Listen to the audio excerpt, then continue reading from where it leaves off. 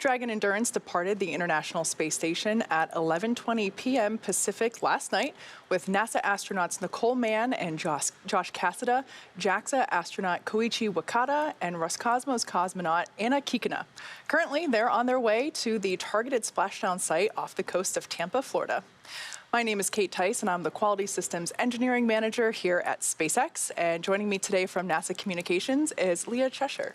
Thanks, Kate. It's always great to be here. And of course, another exciting day bringing a crew back from the International Space Station. And we're actually looking at that trunk separation to happen in about 3 minutes. Deorbit sequence start. And we've heard Dragon copy. good calls from the core here in Mission Control Hawthorne. That's the Mission Control room you see on your screen. To the crew, another good interior shot. Down in the bottom left-hand corner, that's Anna Kikina, the Roscosmos cosmonaut. That has flown on Crew-5. And then we are also on the other side of the spacecraft. We didn't get a good look at him, but it's Koichi Wakata, the JAXA astronaut that has joined us as well. So again, good calls. We've heard good confirmation of suit leak checks up until this point. As you can see, the astronauts are in their suits and seats after they had some time to rest and relax over the past, what has it been, 18-ish hours since they undocked yesterday. So we're standing by to listen for the call out for trunk separation. And I got one update that we are in the proper attitude for that trunk separation. So Awesome. Just one more of those checks that we were standing by to hear. Again, we are just in a waiting game until we have that claw and trunk separation. But that Nominal trunk jettison. All right, there's that call. Great news. right on time. Dragon copy.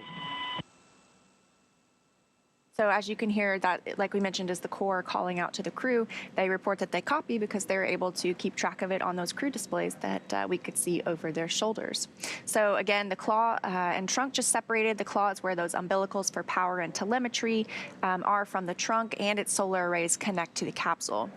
So now that they've disconnected, again, Dragon is exclusively on battery power. And we just additionally got that confirmation of successful trunk jettison as well, coming right on time at about 5:06 p.m. Pacific. We're coming up to the deorbit burn. We're about 5 seconds away from that burn start.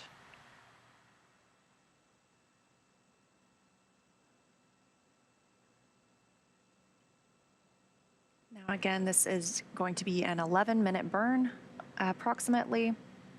Just over 11 minutes. It's pretty large. We've got to slow the astronauts down from orbital velocity at 17,500 miles per hour and put them on that track to Tampa, Florida, and that splashdown. If you look, you can see the windows near Josh Cassada's feet. Actually, it's in the background, but it's bright. It's clearly they're in an orbital daylight. But when you're traveling at orbital velocity, 17,500 miles per hour, you see a sunrise and a sunset every 45 minutes. And if you look on their crew displays, it looks like you can see some of the thrusters are firing. So sounds like the deorbit burn is underway. Again, started right on time at 5:11 p.m. Pacific, targeting about 11 minutes for that burn.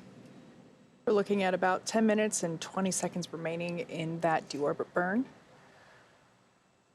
We have about a minute and a half, 1 minute and 31 seconds to be exact, remaining in this burn.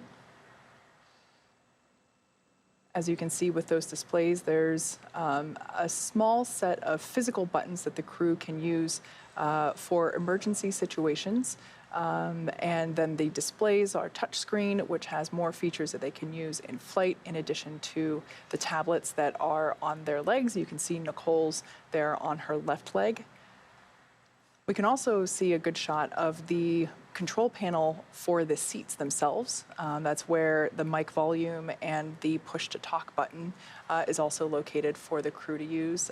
And I believe that's also where the crew cabin light button is located. So just like an airplane, everybody has their own personal window, or excuse me, personal light that they can use. The reading light. To read, exactly. 10 seconds remaining in this deorbit burn.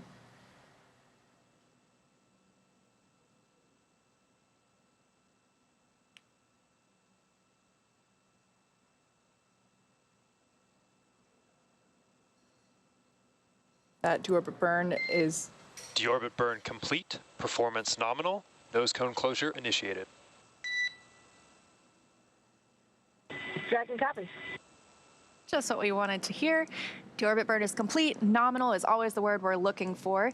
And so with that complete, next up is closure of the nose cone, since we won't be using those Draco thrusters anymore. That's right. That nose cone is what protects those Draco thrusters, as well as that forward hatch, which is the hatch that the crew, of course, used to dock to the space station and get in and out of Dragon while it was docked on station.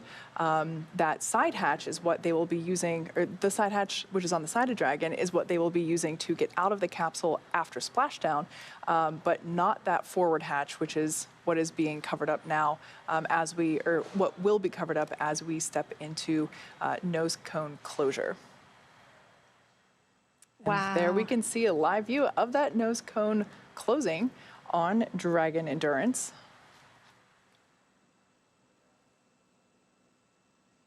So in the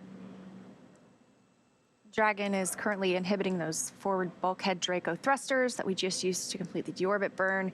Those are inhibited now, I should say, meaning that it was safe to latch the nose cone shut. And the vehicle has initiated the nitrox suit purge. This will help keep Nicole, Josh, Koichi, and Anna cool and comfortable during re-entry, which is coming up in about 20 minutes. At this point, like we saw, the nose cone is closing, protecting the forward hatch for reentry. So Nicole, Josh, Koichi, and Anna are using their screens to continue monitoring the locking of the nose cone, which is done by a set of hooks. Nose cone secured for entry.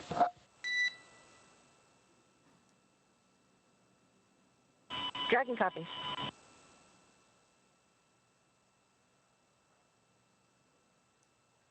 And there is that confirmation of nose cone closure that we were standing by for. Now, as we begin the second half of entry, Dragon is now beginning to inject that cooled nitrox or nitrogen-oxygen mixture into the air being delivered to the suits worn by Nicole, Josh, Koichi, and Anna.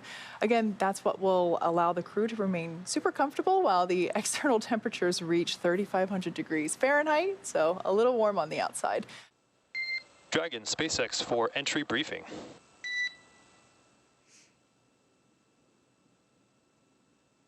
Go for Dragon.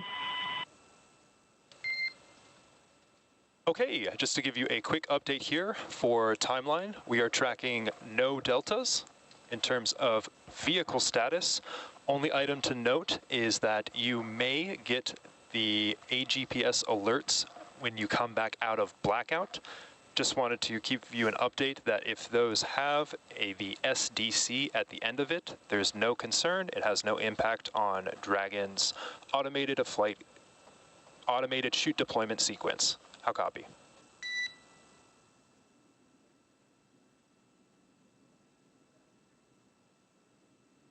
Okay, copy. We may get the APGS alerts. If it's got Sierra Delta Charlie, that's no impact. Those are good words. Other than that, the weather's still looking good, and we're looking forward to getting you home shortly. Expected blackout time is in approximately 2 minutes or so. We'll see you on the other side at 0156 Zulu. Copy. See you on the other side. Wow, we got to that anticipated blackout time pretty quickly. So again, that's coming up at about 5:58 p.m. Pacific time, about 5:48 p.m. Pacific time.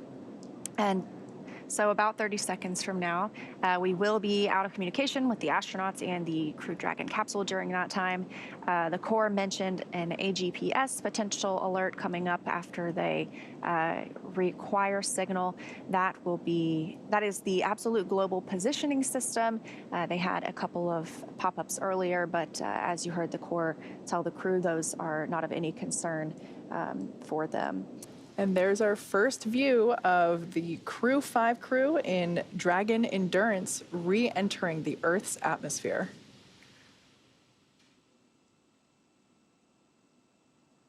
So this is a view from the recovery ship itself of Crew Dragon re-entering Earth's atmosphere. Of course, we still do not have communication with them because you can see that plasma buildup as they are coming through the atmosphere, that heat shield doing all of the work to ablate that heat as it builds up around the capsule.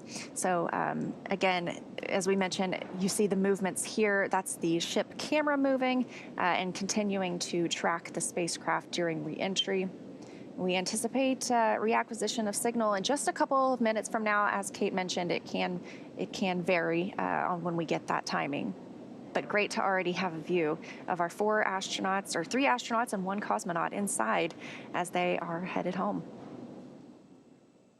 There will also be a couple of sonic booms during that time frame. Dragon, SpaceX, comm check. So as I mentioned, the SpaceX core. SpaceX Dragon, we have you loud and clear. We have you the same. Good to have you back. Expect automated chute deployment. Dragon, copy. You know, it's incredible to know that the voice we're hearing is coming from that Wow. gorgeous ball of light. And all of the other little points of light you see around it, they appear to be streaking on the camera a little bit. Those are stars. Obviously, that beautiful bright light in the middle, that's Crew Dragon Endurance coming home after 157 days in space. We are standing by for drogue parachute deployment. That'll be in about 2 minutes, but we already do have acquisition of signal. That came, again, a little bit earlier than we expected. So That's right, it is did. a little hard to target sometimes. GPS has converged. Expect nominal altitude for drogue chute deploy. Dragon, copy.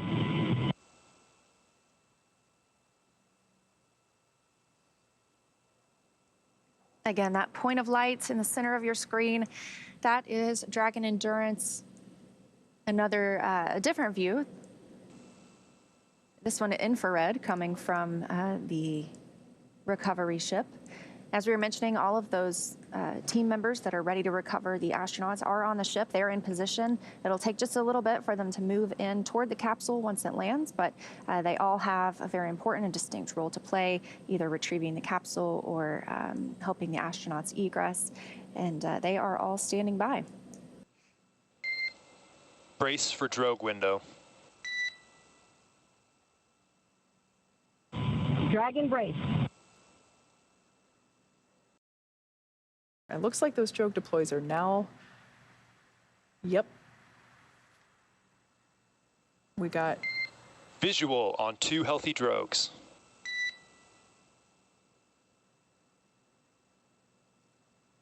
Dragon, copy. As you can see with that infrared view, we have 2 healthy drogue parachutes on Dragon. There's a view from Dragon looking up at the drogue chutes. Those will remain attached to the spacecraft until they help deploy the main parachutes, coming up in just a few moments. Again, these views coming to us from the recovery ship, standing by to recover our crew members once they splash down. Looks like we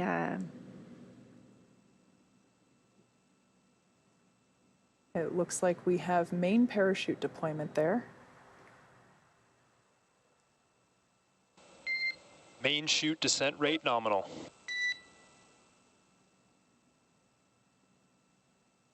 Dragon, copies. 1,000 meters. A beautiful, Copy, 1,000. beautiful view there from that recovery vessel of Dragon Endurance with those 4 healthy main parachutes. At this point in time, the capsule's going about 119, or was going about 119 miles per hour when those were deployed, and they also deployed about 6,500 feet. So these main parachutes will help slow the vehicle down even further to about 800 meters. Copy, 800. so that we'll hear from the crew about how far they are above the surface of the water. So there we just heard that call out for 800 meters. The capsule is slowing down further and further. By the time that it actually splashes down, it'll only be going about 16 miles per hour. Fascinating to think that just minutes ago, really, they were in outer 600 meters. space Copy, 600. and are now just 600 meters above Earth. Again, we are targeting a 9:02 p.m. Eastern Time splashdown, 6:02 p.m. Pacific. So that is the next major milestone for us today. Now that we have 4 healthy main parachutes all deployed, things continue to look good aboard Dragon. That's right. We're about a little less than a minute and a half away from the crew splashing meters. down. Copy, 400 meters. Once again, we are targeting a splashdown off the coast of Florida near Tampa.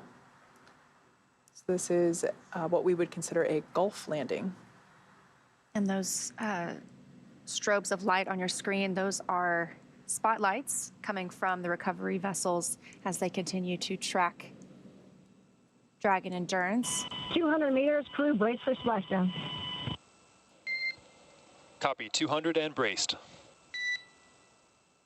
Commander Nicole Mann giving out that call as we are standing by for splashdown off the coast of Tampa, Florida.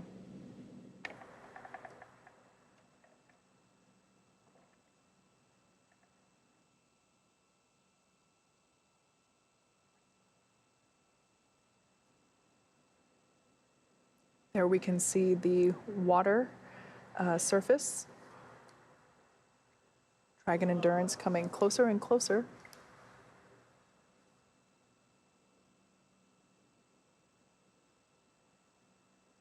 And as you just saw, splashdown of Crew-5. 157 days in space. SpaceX Dragon splashdown. Names have been released. Copy, Dragon. We concur with splashdown and mains released. Dragon Endurance, on behalf of SpaceX, welcome home.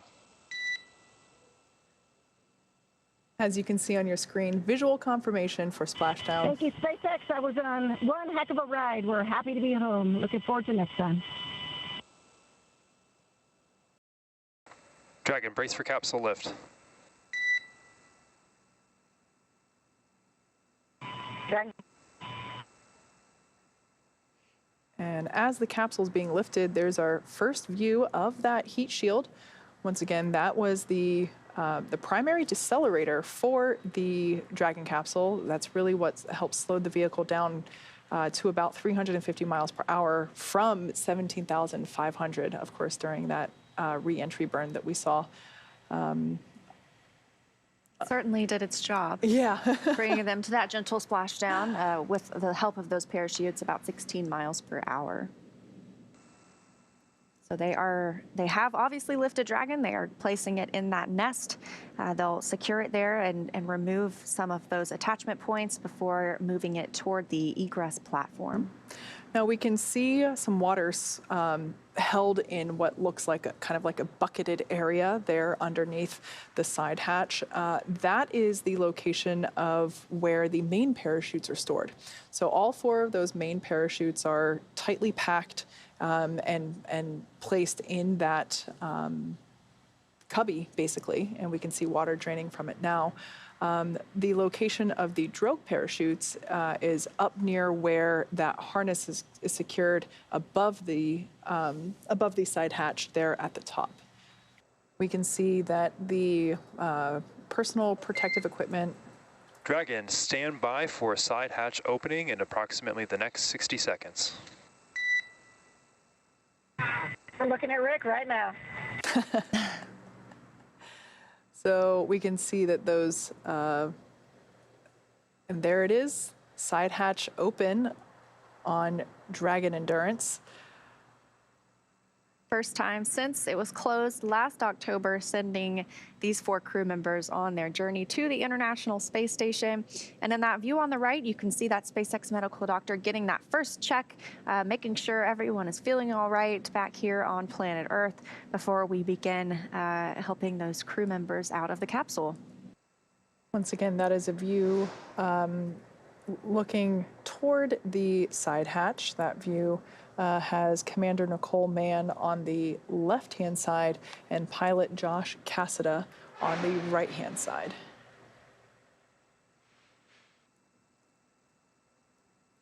And it looks like our egress is beginning with NASA astronaut Josh Cassada, pilot of Dragon Endurance on Crew-5. His first space flight coming home with 157 days.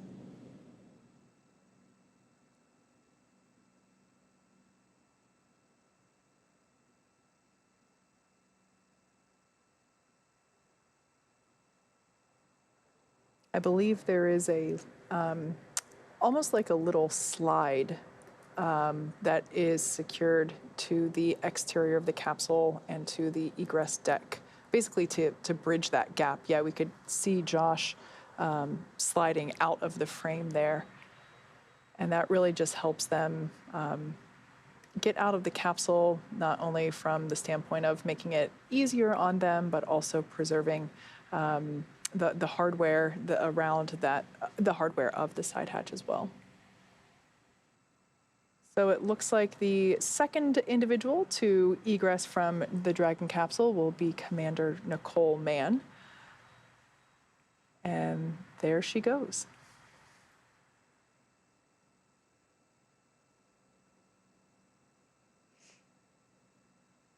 Also 157 days for Nicole, being that it was her first space flight.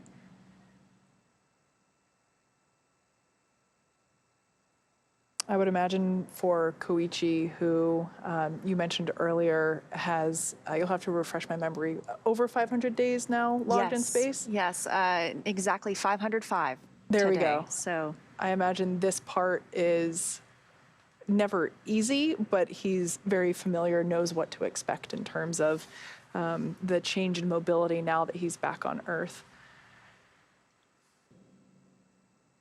Yeah, as I mentioned before, that slide, we have a great view of that slide now.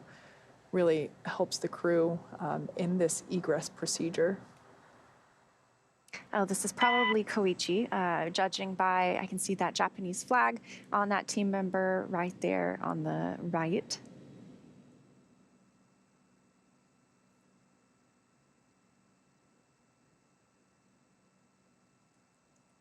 Yeah, I think you're right, because it looked like, yeah, that looks like Koichi. It looks like they were pulling from seat 1, so yeah, that would have been Koichi's.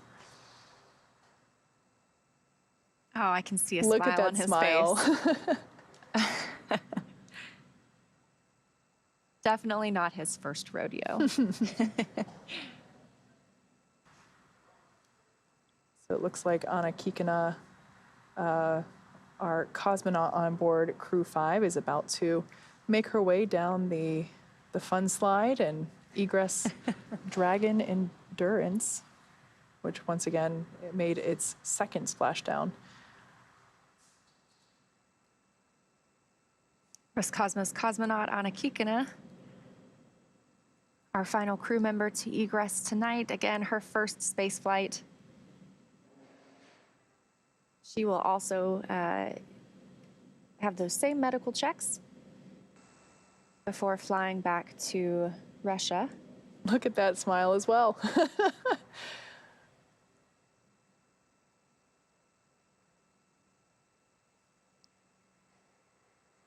And that is all 4 of our crew members. Now that Nicole, Josh, Koichi, and Anna are safely back home on Earth and getting checked out by the medical teams, we're going to wrap up our live coverage of their return.